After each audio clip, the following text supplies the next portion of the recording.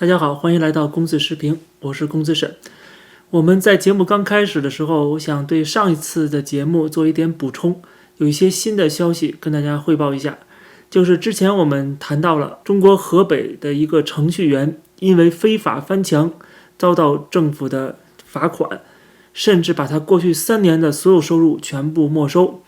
那么最新的消息是，这件事情已经在中国全网被封杀，并且如果你上官方网站去查这个通报，就是行政处罚决定书，居然连续不断的被修改了3次。之前曾经写了他被罚没金额是105万元，现在改成了叉叉叉叉。处罚理由呢是说他因为翻墙，所以说你翻墙所得的收入都是非法收入，都必须没收。但是处罚书的当中把这个处罚的理由给删除了，没有了。他没告诉你为什么处罚你，这个决定书都已经下发了，居然在网上能够多次被修改，就说明现在这个舆论压力特别大啊！很多人都是在网上骂这个承德公安局，因为这个翻墙不涉及政治，它就是纯粹的为了谋生计，就是找了一家网上写了土耳其的一家公司给他们做编程的项目，毕竟他是一个自由职业者，那他接一些企业的活儿，包括外国企业的活儿，难道不行吗？难道就是违法行为吗？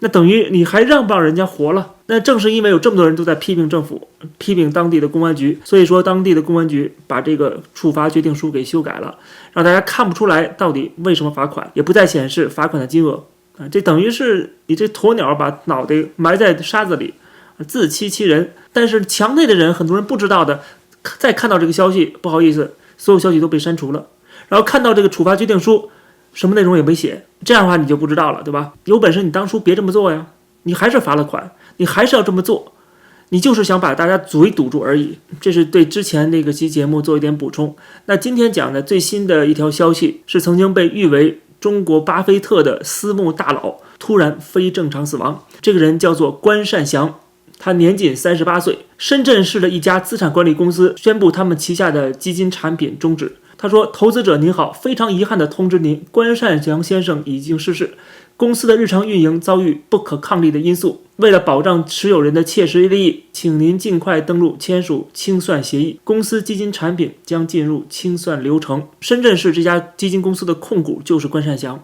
就是他的善祥基金。网上关于关善祥的死因非常少，大家只能猜测他有可能是自尽，想必跟他的资金链断裂，或者是他的基金出现某种严重的问题有关系，只不过外界不知道他这可能资本游戏玩不下去了啊，最终可能债务越滚越大。因为他知道一旦他这个企业面临严重的问题的时候，那可能他都有牢狱之灾，或者说他没法向这么多的投资人交代。那么网上关于他个人的消息呢，说他有3个小孩，而且本人长期吃素，对空气质量的要求还很高。他说他的目标是要实现500亿的投资，家族基金通过后代实现10000亿的投资目标。他还说自己做投资要做到120岁。看来他真的是把巴菲特当成目标，而且甚至还要超过巴菲特啊！巴菲特恐怕都活不到120岁。而且他过去还出版一本书，叫做《传世投资》。我们看到中国这么多的企业家，不是现在被通缉，就是已经进去了，要不然就是困难重重，随时面临企业的倒台，要不然就像关善祥这样的，已经达到了家财万贯，但是最终还是要自寻死路。他如果做一个散户，做一个普通的投资人，他可以衣食无忧，过得非常幸福，但是他偏偏的有非常大的野心啊！当你的野心跟你的才能不匹配的时候，那一定会出事儿。就是他很明显，虽然有一定的聪明才智，但是他的视野不足，居然把自己想象成巴菲特。巴菲特何许人也？巴菲特所生长的环境跟中国的环境能一样吗？只有美国这种资本主义社会才能够出现巴菲特，才能出现比尔盖茨，而中国这种所谓的社会主义市场经济，你不可能出现巴菲特，你最多做到最顶层，你也只不过是一个红顶商人而已。请问在中国有几个红顶商人最终有好下场的？说好听叫红顶商人，说不好听就是白手套。你要不为权贵阶层服务，你能够有今天吗？当你为了权贵阶层服务的时候，那你就是马仔，你随时可能会被抛弃。所以这就是在中国这种没有最基本的权利，没有一个独立的司法体制，也没有一个真正尊重资本主义制度的这样的价值观。所以在中国，你不管做哪个行业，你都是要跟资本打交道。只要你跟资本打交道，你就变成了当权者的夜壶。这种情况下，你怎么可能像巴菲特一样可以挺直腰板？只要他做的事情是合法的，他就不怕那些拥有权力的人去迫害他。但是在中国是完全不一样的，而且在中国，你想达到巴菲特那个境界，你还是要跟政治去合作。当你一合作的话，你淌入这个浑水的话，你就可能陷入危机，因为很多是你不可控的地方。但是美国的体制呢，是很多东西都是透明的。你作为一个大企业家，你也可以去支持某些党派、某些候选人，对吧？但所有的事情都是公开透明的话，就算你是涉入到政治当中，你也不用太担心。哪怕你真的是违法了、违规了，你还有权利去为自己争辩，你还可以请律师，通过成熟的司法体系去保护自己的权利，包括人身安全、财产安全等等等等。在中国，这一切都是缺失的，所以出了事儿，你只有一条路，要不然进去，要不然跳楼。所以当看到中国的这些私募大佬把自己看作是下一个巴菲特，我觉得真的特别可笑。还有一些中国的企业家也是非常不自量力，说什么我要超越微软，要打败谷歌，我要做下一个特斯拉等等等等，这些豪言壮语听起来真的觉得你刚有钱几年呢，对吧？你这个暴发户，你只不过玩这个资本玩了这么几年而已，你就觉得自己已经了不起了。人家玩了几百年了，好不好？请问你有再继续玩，别说几百年，你再有几十年的光景吗？你能再玩几十年吗？对吧？你可能都玩不了了，别说几十年了，10年可能都玩不下去了。多少企业在未来10年会倒台？甭说企业了，这政府可能在未来10年都倒台啊！就所以他们很好笑，改革开放才几十年而已，就觉得自己已经是资本大佬了，就觉得已经是看透了资本主义，准备要为人类发展方向指明道路了啊！就跟这共产党学。这些人也受到共产党的影响啊，觉得要超英赶美啦，红旗插遍全球啦，对吧？这口号说了几十年了，还有什么统一台湾啦？请问有一项实现吗？连最基本的人民当家作主都没实现，更不要说其他的一些空喊的口号了。所以看到这些中国的富豪们，虽然他们有关系、有资本，可能也有来历啊，但是缺少视野，那就是这样的下场。他们也许是志大才疏，也有可能是德不配位。但是不管怎么样，这些企业的倒掉，这些企业家们的遭遇，就是现代中国最好的写照。这也说明，在中共这种专制独裁体制之下，没有任何人能够笑到最后。那么，另外我回应一个观众的留言，我觉得他说的很有代表性。他留言说，他的外公在文革备受屈辱，为了新中国，第一任夫人被国民党枪决，因为单线联系，上级联系人抗美援朝牺牲了，没法证明身份。80年代邓小平上台才得以平反，但共产党的品质在那儿，无私为国，教育后辈。共产党的上台是无数这些革命先辈抛头颅洒热血，为国之富强，不是这一群嘴炮。你们为了中国做了什么，就是嘴不松。因家庭经历，我不十分拥护，但我不会反对共产党。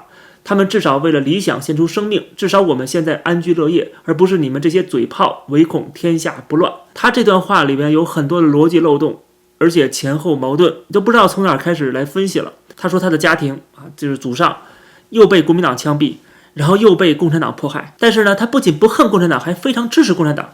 贱不贱的？但他支持共产党呢，他又不好意思支持，因为你毕竟家里面受到迫害，所以呢，他就说我不支持，但是我不反对。他说我不十分拥护，但是夸了半天共产党多好，品质多好，你这不十分拥护，那你就是比较拥护，不是一样吗？然后他就开始骂反对共产党嘴炮啊，我觉得很有意思。有本事你也做一节目，你也去分析时政。那现在我在做节目，然后你在下边留言骂我，你算不算嘴炮呢？你不是也是只会耍嘴炮吗？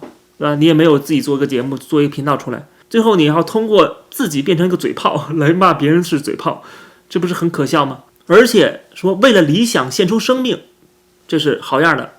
你没有为了理想献出生命，那你就是嘴炮。我不知道现在的共产党的执政者有几个为了理想献出生命的啊？你告诉我，对吧？我没有骂那些献出生命的人，我现在骂的是现在的执政者，他们有献出生命吗？他们没有，他们还不如嘴炮呢。嘴炮我们至少还揭露他中国的现实，他们呢私下里疯狂敛财，他们还不如嘴炮呢。还有一个非常重要一点，就是他明显是从小被共产党教育长大的，所以他的历史观是典型的共产党的历史观。共产党的逻辑就是说，因为过去有很多的共产党的革命志士们，他们抛头颅洒热血，献出了生命，所以才有我们今天幸福的生活。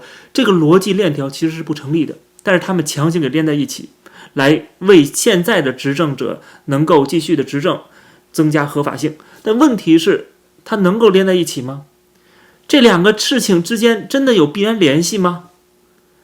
那我也可以说，你在革命之前，很多人也安居乐业呢，确实也有受苦受难的人，但是也有很多安居乐业的人。然后你一革命起来之后，这些安居乐业的人不能安居乐业了。什么叫革命？革命的意思不就是杀人放火吗？不就是翻天覆地的改变吗？你在破坏一个旧秩序、建立新秩序的过程中，要杀多少人？你让多少人家破人亡、妻离子散？所以你革命的结果不是导致现在的安居乐业，你革命的结果是导致当时的人不能够再安居乐业。而今天有些人能够安居乐业的原因，就是因为共产党否定了自己过去的革命的那个过程，他否定了之前推翻政府啊，去打家劫舍呀，对吧？去打土豪分田地啊，去搞文革大跃进啊，他否定了这些他自己做过的事情，所以才有今天有部分人可以安居乐业。所以在这里边分了很多阶段和层次，而不是把复杂的问题给串成一个链条，这是说不通的。所以他没有这种独立思考跟分析能力，对中国的历史也一知半解啊。他们所有的获得的知识都是那薄薄的